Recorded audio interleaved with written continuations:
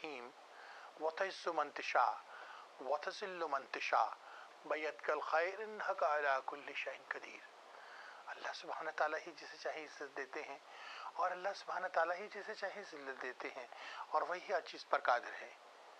आशिकान पाकिस्तान और टेलीविज़न की दुनिया के दोस्तों, वाह टीवी ह्यूस्टन टेक्सास से खादिम पाकिस्तान गुलाम रसूल जान शाइक आपकी खिदमत में हाजिर है अपने प्रोग्राम हालात हाजरा को लेकर और आपकी खिदमत में सलाम अर्ज़ करता है। आज हम बात करेंगे कोल्ड वॉर पे। We're going to talk about Cold War. We're going to talk about why the terrorism in the world, why 911, why ISIS, what is involved, why the world is saying this whole thing is created by the United States. Why? Let's look back 1960s, time of the Kennedy, when the missile crisis, Cuban crisis, started with the missile Cuban crisis, when Russia tried to cross the Atlantic Ocean to come to Cuba. President of the United States at that time was Kennedy, and he stopped Russia. The Cold War began. Then let's talk about Liaquat Ali Khan, the first Prime Minister of Pakistan. He came to the United States and he spoke with the both House of the Congress. And America was so happy to have Pakistan as their only ally in Asia at that time. You recall, from the border of Turkey to the border of Vietnam, there was not a single American ally other than Pakistan. India, which is trying to be a new adopted child of America, was the enemy of America, standing with Russia. Indians often used to say, if they get a chance, they will throw an atomic bomb on the United States. They used to call America was the biggest trouble. And today, India wants to intervene in American economy. And they want to still believe, or they are saying openly in the market, one day America will borrow from India and they will take over the economy of the United States. We'll talk about this later on some other program, but let's say why Al-Qaeda, why Mujahideen, why Taliban, why this terrorism, and who's involved. You must have seen many television movies on access channels and on YouTube and everything blaming the United States. Blaming the state of Israel, saying the Jews were behind all things. Anytime the leaf moves somewhere, oh, Israel is behind this. I don't believe in that. I'm a strong believer of the Constitution of the United States. United States to me is the greatest country in the world to live, is a country of the greatest democracy. Yes, to us Americans, one thing is common with 350, 360 million Americans. We will never compromise on the national security of America. Now let's talk about now. They're saying the ISIS, which America right now is so much concerned that they may enter from the Mexico to the United States and call terrorism in this country, which is going to be beyond our control. But who set it up that? Who's funding to the Al-Qaeda? Who's funding to Taliban? Look at the history. After the Cold War, Russia took over Afghanistan. You recall, during the Reagan administration. Russian took over Afghanistan. What was the reason? They want to come to the warm port, Makran, which is in Pakistan. They want to come close to Persian Gulf just to block America from the oil supplies. It's a world politics. United States knew. And then again, like I say, America will never compromise on national security. At that point, Pakistan played a key role for the United States. A dictator of Pakistan, General Ziaul Haq, got together with America with the help of American money, American weapons. General Zia and General Hamid Gul set up an organization called Mujahideen. Mujahideen was part of Taliban and part of Al-Qaeda. All funding were from the CIA, from the United States of America. Why? To defeat Russia. Of course. Who gave a damn to the communist country? America is a free country and we want to stay that way. But let's look over our mistakes. Where we made a mistake. We are too quick to shake hand and we're too quick to take our hand back. We have a think tank in this country. Then what went wrong? We have Osama bin Laden, the best friend of the United States at that time, who was doing business with Washington. He was chosen from Saudi Arabia. He came and set up the Mujahideens. With the help of America, American technology, and the Pakistan Army, Mujahideen, and Al-Qaeda, United States finally was able to defeat Russia. And after United States defeated Russia, and you know what happened to Russia, it became a small, many countries. Then won Russia. United States was so happy, it's over. We won the war. No more threat. American left Afghanistan, leaving trained soldiers in Pakistan, which were trained with the American money, American technology, and with the Pakistan Army. At the same time, the United States involved Saudi Arabia. Saudi money and Wahhabiyat was brought to Pakistan, which is a pain in the neck for Pakistan today. The Wahhabiyat, of a branch of Islam, came to Pakistan. And the Saudis started funding, and they took influence over Pakistan. Being a Muslim country, Pakistan and Saudi Arabia, they became very close to each other. Many people of Pakistan went to Saudi Arabia to work, just like in America. Every nationality you find in the United States, people are working, because this is a country of an opportunity. Dreams come true. The people who never own an automobile in their life, people who never own a home in their life, they come to America, they buy home, they got 2 cars, and they'll have a decent life because America is a country of land of an opportunity. Let's go one step further. After the Wahhabiyat and after the leaving the United States, what happened? You know 9/11? That 9/11 happened, and after the 9/11, United States got involved and went to Iraq. And Iraq, when we landed our soldiers, prior to we landed soldiers in Iraq, we asked Saddam to meet with us, just like the Saudi government agreed with the United States. Saddam said, heck no. We even okayed him to go ahead and take over Kuwait. He took over Kuwait. And then we realized, wait a minute, this son of a bitch is not going to be in our control. Let's take him down. Let's take him out. Then he had many devils. We were not able to do it. Long story short, America went in Iraq. We lost billions of dollars, but we were able to take that one man, Saddam. At the same time, the world politics changed reigned. It's changed. It took a 180 degrees turn. Now we have Taliban's government in Afghanistan. Those Talibans with American weapons, with American money they were trained, they become the biggest threat to America. 2,000 plus American was killed. American public were furious. Why terrorism in this country? Of course I don't blame any Americans. Why would any innocent American should die? Americans are greatest people in the world.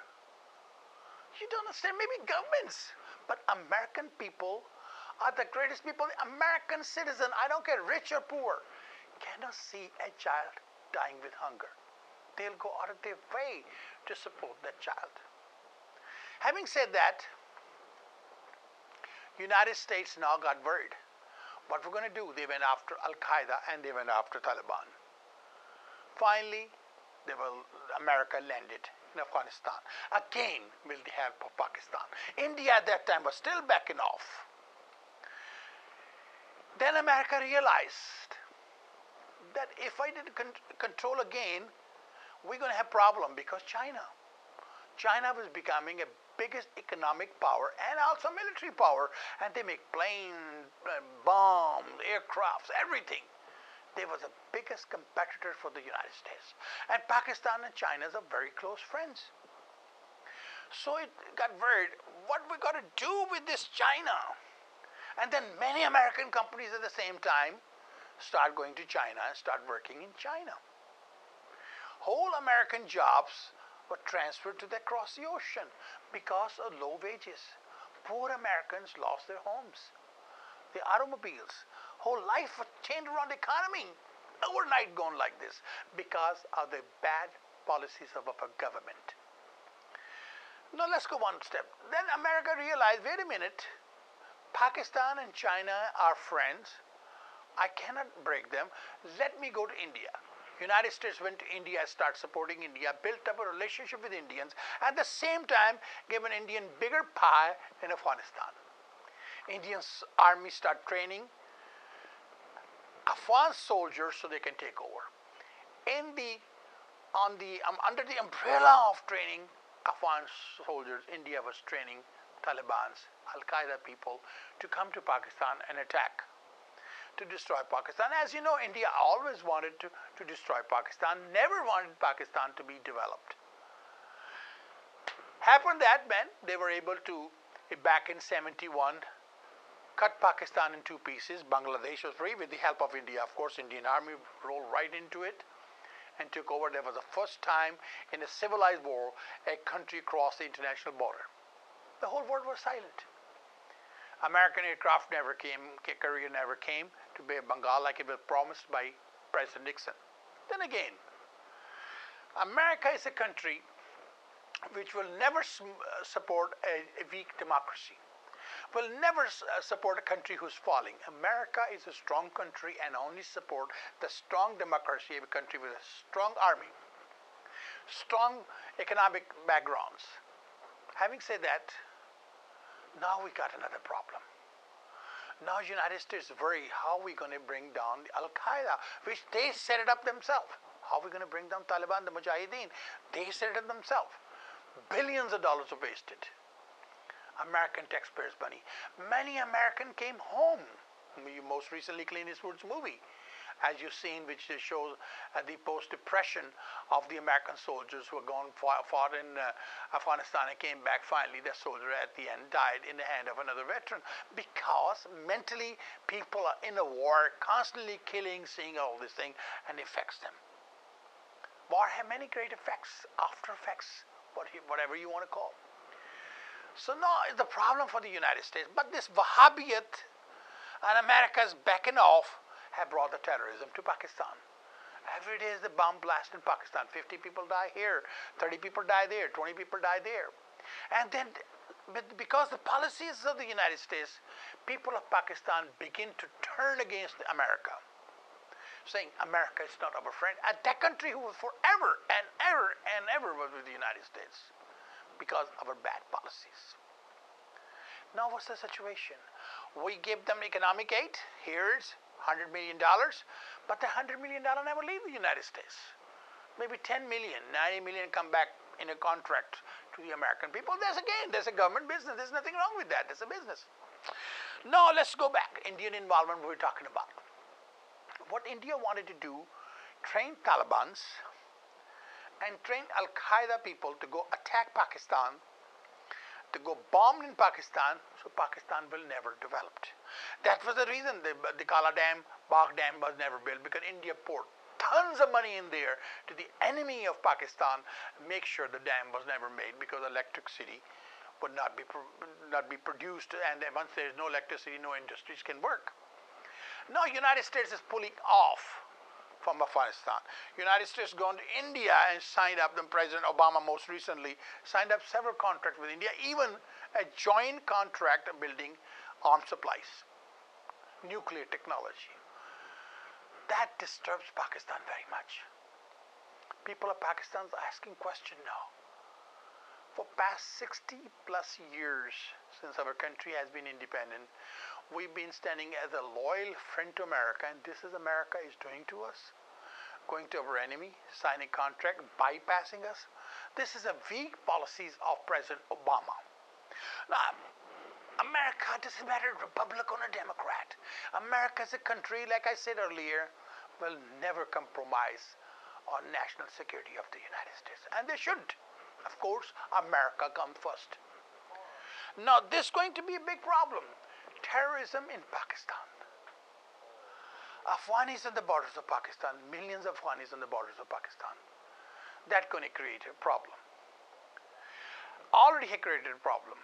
Where Iran did a different thing. Iran let the Afghanis come in on the border, never let them in city. Pakistan educated Afghanis, gave them education, took them to universities, give them a freedom.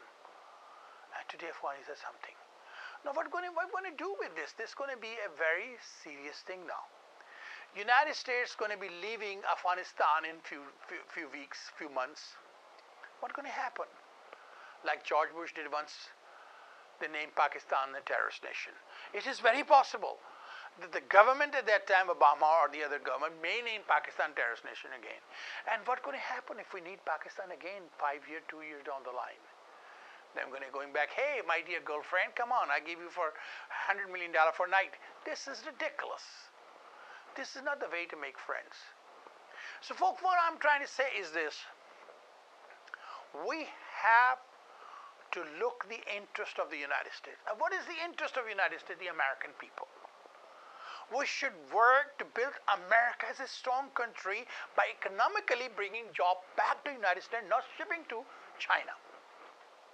We have to have all those Americans who are living here, white, brown, green, yellow, whatever nationality they are, but they are Americans. We should think about them. Provide jobs for them. How are we going to provide jobs? And we have to have the investment come to the United States. We have to look in how we can do the same thing China did to took the world market. America can do it too. So think about America. Buy made in America things. Hire American people before you do something, and write a letter to your congressman. We must be loyal to our friends. Because look what we did to Egypt. Egypt was our friend many years. So what happened with Hosni Mubarak at the end? What we did to Iran. Iran was America's best ally, and Shah had to hide in Mexico and die. What we did to Libya. Gaddafi, we killed him. Why we turned Gaddafi away? Because of our policies. Our policies are such a way we have short-term things in here. We need to work on long terms. And I think what we need, I feel, because I'm a student of international relations masters in the University of Texas, what we should do is this. We should involve young Americans who are at college. Educate them and groom them because they are tomorrow's America. And we should build a relationship. You know, if somebody's coming hungry to me and I say I want to eat fish, I can buy him a fish and say, hey, eat it. Or I can teach him how to fish so he can fish for him every day. I don't have to buy him fish one time and tomorrow and tomorrow. I think what America needs to do is now, if you want to move back, come to America and keep the American investment here, don't lose money, don't lend money to people because they're never going to pay you back. I think what we need to do, develop other countries so they can be self-sufficient. And then trade with them. So the American company can have jobs, so the American can have a job in constructions, American can have a job in technology, science, education.